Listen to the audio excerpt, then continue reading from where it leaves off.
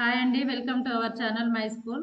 ఈ రోజు నుండి మన ఛానల్లో వచ్చేటటువంటి వీడియోస్ అన్నీ కూడా డిఎస్సి సిలబస్ ఆధారంగా టాపిక్ వైజ్గా వస్తాయి. ఎవరికైనా ఇంట్రెస్ట్ ఉన్నట్టయితే ఛానల్ని అయితే ఫాలో కండి. మన వీడియోలో వచ్చేటటువంటి బిట్స్ అన్నీ కూడా 6th నుంచి ఇంటర్ బుక్స్లో ఉండేటటువంటి అకాడమిక్ బుక్స్లో ఉండేటటువంటి బిట్స్ మాత్రమే ఇక్కడ రాయడం జరుగుతుందండి. ఫస్ట్ టాపిక్ ఏముంది అంటే డిఎస్సి సిలబస్లో బ్రాంచెస్ ఆఫ్ బయాలజీ అనే టాపిక్ ఉంది. బ్రాంచెస్ ఆఫ్ బయాలజీ గురించి చూడాలి అంటే జీవశాస్త్రంలో జంతు శాస్త్రంలో ఉండేటటువంటి శాఖలు, వృక్ష శాస్త్రంలో ఉండేటటువంటి శాఖలు రెండు చూసినట్టయితే మనకి జీవశాస్త్రంలో ఉండే శాఖలు అనేటటువంటి టాపిక్ అయితే కవర్ అయిపోతుంది. కాబట్టి దానిలో భాగంగా ఇప్పుడు జంతు శాస్త్రంలో ఉండేటటువంటి వివిధ శాఖల గురించి అయితే ఈ వీడియోలో చూద్దాం. వీడియోలోకి వెళ్తే ఫస్ట్ వన్ ఇక్కడ చూడండి. జీవశాస్త్రం అనేటటువంటి పదాన్ని ఫస్ట్ టైం ప్రతిపాదించినటువంటి శాస్త్రవేత్త జీన్ లామార్క్. 1806 సంవత్సరంలో లామార్క్ జీవశాస్త్రం అనే పదాన్ని ప్రతిపాదించడం జరిగింది. జీవశాస్త్రం అంటే అర్థం ఏంటి అంటే జీవులను గురించి అధ్యయనం చేయడం. జీవశాస్త్రం అంటే జీవులను గురించి అధ్యయనం చేయడం. మళ్ళీ జీవశాస్త్రాన్ని రెండు భాగాలుగా విభజించవచ్చు. వృక్ష శాస్త్రము, జంతు శాస్త్రం.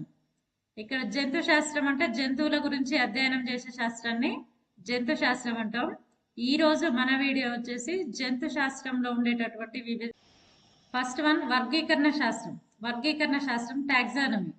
టాక్సిస్ అంటే అమెరికా అని, నోమాస్ అంటే నియమం అని అర్థం. టాక్సానమీలో టాక్సిస్ అంటే అమెరికా అని, నోమాస్ అంటే నియమం అని అర్థం. వర్గీకరణ శాస్త్రం అంటే ఏంటి అంటే సిద్ధాంత రీత్యా, ఆచరణ రీత్యా జీవులను గుర్తించి వాటి నామీకరణ చేసి వర్గీకరణ చేస్తే దాన్ని వర్గీకరణ శాస్త్రం అంటాం. సిద్ధాంత రీత్యా, ఆచరణ రీత్యా జీవులను గుర్తించి నామీకరణ చేసి వర్గీకరించడాన్ని వర్గీకరణ శాస్త్రం లేదా టాక్సానమీ అని పిలుస్తాం. ఈ టాక్సానమీ అనే పదాన్ని ఏపీడి కండోల్ అనే శాస్త్రవేత్త ప్రతిపాదించారు. సెకండ్ వన్ స్వరూప శాస్త్రం, మార్పాలజీ. సెకండ్ వన్ స్వరూప శాస్త్రం, మార్పాలజీ. మార్పోస్ అంటే రూపం అని, లోగోస్ అంటే అధ్యయనం అని అర్థం. మార్పోస్ అంటే రూపం, లోగోస్ అంటే అధ్యయనం. ఈ మార్పాలజీలో ఏం చేస్తారంటే వివిధ జీవుల యొక్క రూపం, పరిమాణం, ఆకారం, వర్ణం, ఇలాంటి వాటి యొక్క దేహంలో ఉండే కణజాలాలు, అవయవాలు, అవయవ వ్యవస్థలు, వాటి యొక్క స్వరూపం గురించి తెలియజేసేటటువంటి శాస్త్రాన్ని స్వరూప శాస్త్రం అని పిలుస్తాం. వివిధ జీవుల యొక్క రూపము, పరిమాణం, ఆకారం, వర్ణం, అదేవిధంగా వివిధ కణజాలాలు, అవయవాలు, అవయవ వ్యవస్థలు, వాటి యొక్క స్వరూపం గురించి తెలియజేసే శాస్త్రమే స్వరూప శాస్త్రం లేదా మార్పాలజీ. మళ్ళీ ఈ మార్పాలజీ అనేది రెండు రకాలుగా ఉంటుంది. బాహ్య స్వరూప శాస్త్రము, అంతర్స్వరూప శాస్త్రం. బాహ్య స్వరూప శాస్త్రాన్ని ఎక్స్టర్నల్ మార్పాలజీ అంటాం. ఎక్స్టర్నల్ మార్పాలజీలో ఏం చదువుతామంటే జంతువుల యొక్క బాహ్య లక్షణాల గురించి అధ్యయనం చేస్తారు. జంతువుల యొక్క బాహ్య లక్షణాల గురించి అధ్యయనం చేసే శాస్త్రాన్ని బాహ్య స్వరూప శాస్త్రం లేదా ఎక్స్టర్నల్ మార్పాలజీ అంటాం. అంతర్స్వరూప శాస్త్రం, ఇంటర్నల్ మార్పాలజీ. అంతర్స్వరూప శాస్త్రం అంటే జంతువుల దేహంలోని అంతరంగ అవయవాల స్వరూపాన్ని వివరించే శాస్త్రం. జంతువుల దేహంలోని అంతరంగ అవయవాల స్వరూపాన్ని వివరించే శాస్త్రాన్ని అంతర్స్వరూప శాస్త్రం అంటాం. మళ్ళీ ఇది రెండు రకాలుగా ఉంటుంది. అంతర్స్వరూప శాస్త్రం మళ్ళీ రెండు భాగాలుగా విభజించవచ్చు. ఒకటి అంతర్నిర్మాణ శాస్త్రం, అనాటమీ. అంతర్నిర్మాణ శాస్త్రం అంటే ఎనా అంటే పై భాగం అని అర్థం, టోమ్ అంటే విచ్ఛేదించడం అని అర్థం. ఎనా అంటే పై భాగం అని, టోమ్ అంటే విచ్ఛేదించడం అని అర్థం. జంతు దేహంలోని అవయవాలు లేదా అవయవ వ్యవస్థల అంతర్గత భాగాల అమరికను తెలియజేసే శాస్త్రాన్ని అంతర్నిర్మాణ శాస్త్రం అంటాం. జంతు దేహంలోని లోపల ఉండే అవయవాల యొక్క అవయవ వ్యవస్థల యొక్క అంతర్గత భాగాలను అమరికలను తెలియజేసేదే అంతర్నిర్మాణ శాస్త్రం. ఇంకొకటి కణజాల శాస్త్రం. కణజాల శాస్త్రం అంటే హిస్టాలజీ అంటాం. హిస్టోస్ అంటే కణజాలం అని అర్థం, లోగోస్ అంటే అధ్యయనం అని అర్థం. హిస్టోస్ అంటే కణజాలం, లోగోస్ అంటే అధ్యయనం. కణజాల శాస్త్రం దేని గురించి చదువుతుందంటే వివిధ అంగాలలో ఉండే కణజాలాల యొక్క సూక్ష్మ నిర్మాణం, వాటి యొక్క అమరికను గురించి తెలియజేసే శాస్త్రమే కణజాల శాస్త్రం. దీన్నే సూక్ష్మ అంతర్నిర్మాణ శాస్త్రం, మైక్రో అనాటమీ అని కూడా అంటారు.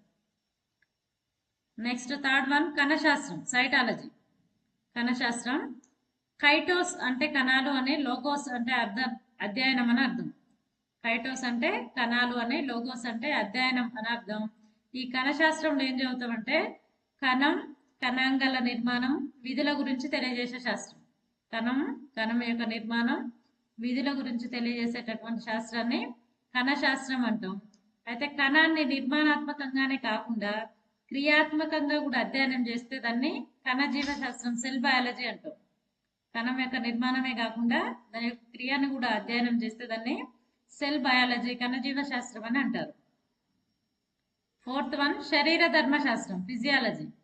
శరీర ధర్మశాస్త్రం అంటే ఫైసిస్ అంటే క్రియా విధానం అని, లోగోస్ అంటే అధ్యయనం అని అర్థం. ఫైసిస్ అంటే క్రియా విధానం, లోగోస్ అంటే అధ్యయనం అని అర్థం. జంతు శరీరంలోని వివిధ అవయవాల క్రియా విధానాన్ని అధ్యయనం చేసే శాస్త్రాన్ని శరీర ధర్మశాస్త్రం అంటాం. శరీర ధర్మశాస్త్రం అంటాం. 5th వన్ పిండోత్పత్తి శాస్త్రం, ఎంబ్రియాలజీ. పిండోత్పత్తి శాస్త్రంలో ఎంబ్రియాన్ అంటే పిండం అని, లోగోస్ అంటే అధ్యయనం అని అర్థం. ఎంబ్రియాన్ అంటే పిండం అని, లోగోస్ అంటే అధ్యయనం అని అర్థం. ఈ పిండోత్పత్తి శాస్త్రంలో ఏం చదువుతారంటే వివిధ జీవులలో జరిగే పిండాభివృద్ధి గురించి తెలియజేస్తుంది. పిండోత్పత్తి శాస్త్రం అనేది వివిధ జీవులలో జరిగే పిండాభివృద్ధిని గురించి తెలియజేస్తుంది. దీనిలో ఫలదీకరణం, సంయుక్త బీజంలో జరిగే విదలనాలు, వివిధ పిండాభివృద్ధి దశలో అధ్యయనం చేయడం జరుగుతుంది. ప్రస్తుతం అయితే పిండాభివృద్ధి శాస్త్రాన్ని అభివృద్ధి జీవశాస్త్రం, డెవలప్మెంటల్ బయాలజీలో ఒక భాగంగా గుర్తిస్తున్నారు. ఈ అభివృద్ధి జీవశాస్త్రం జీవుల పిండాభివృద్ధి సమయంలో జరిగే కణ విభేదనం, సెల్ డిఫరెన్షియేషన్, రూపజనిత కదలికలు, అవయవాలు ఏర్పడడం, పిండాభివృద్ధిలో జన్యువుల పాత్ర మొదలైనటువంటి అంశాలతో పాటు జననానంతరం అభివృద్ధిని కూడా తెలియజేస్తుంది. ఒక్క నిమిషం చూడండి. అభివృద్ధి జీవశాస్త్రం అనేది పిండాభివృద్ధి సమయంలో జరిగేటటువంటి కణ విభేదనం, రూపజనిత కదలికలు, అవయవాలు ఏర్పడడం, పిండాభివృద్ధిలో జన్యువుల పాత్ర, ఈ అంశాలతో పాటు జననానంతరం జరిగే అభివృద్ధిని కూడా తెలియజేస్తుంది. నెక్స్ట్ 6th వన్ పరిణామ శాస్త్రం, ఎవల్యూషన్. పరిణామ శాస్త్రం అంటే ఈ అంటే బయటికి అని, ఓల్వా అంటే దొర్లడం అని అర్థం. ఈ అంటే బయటికి అని, ఓల్వా అంటే దొర్లడం అని అర్థం. పరిణామ శాస్త్రంలో ఏం చదువుతామంటే జీవం యొక్క ఆవిర్భావం, పరిసరాలకు అనుగుణంగా నిరంతరం జీవులలో కలిగేటటువంటి జన్యు అనుకూలనాల పరమైన మార్పులు, వాటి ఫలితంగా నూతన జాతులు ఏర్పడే విధానం, వీటన్నిటిని గురించి తెలియజేసే శాస్త్రాన్ని పరిణామ శాస్త్రం అంటాం. పరిణామం అంటే వికాసం లేదా విప్పారడం అని అర్థం. జీవ పరిణామ శాస్త్రం అనే పేరును హెర్బర్ట్ స్పెన్సర్ అనేటటువంటి శాస్త్రవేత్త ప్రతిపాదించారు. జీవ పరిణామం అనే పేరుని హెర్బర్ట్ స్పెన్సర్ అనే శాస్త్రవేత్త ప్రతిపాదించారు. నెక్స్ట్ వన్ పురాజీవ శాస్త్రం, పేలియంటాలజీ. పేలియో అంటే ప్రాచీన అని, ఆన్ అంటే కలిగి ఉండడం, లోగోస్ అంటే అధ్యయనం. పేలియంటాలజీలో పేలియో అంటే ప్రాచీన, ఆన్ అంటే కలిగి ఉండడం, లోగోస్ అంటే అధ్యయనం. పురాజీవ శాస్త్రం దేని గురించి అధ్యయనం చేస్తుందంటే ప్రాచీన కాలంలో నివసించిన జీవుల యొక్క అవశేషాలైనటువంటి శిలాజాలు, ఫాసిల్స్ గురించి అధ్యయనం చేయడాన్ని పురాజీవ శాస్త్రం అంటారు. ప్రాచీన కాలంలో నివసించిన జీవుల యొక్క అవశేషాలైనటువంటి శిలాజాలను గురించి అధ్యయనం చేసే శాస్త్రాన్ని పురాజీవ శాస్త్రం అంటాం. మళ్ళీ ఈ పురాజీవ శాస్త్రాన్ని 2 శాఖలుగా విభజించవచ్చు.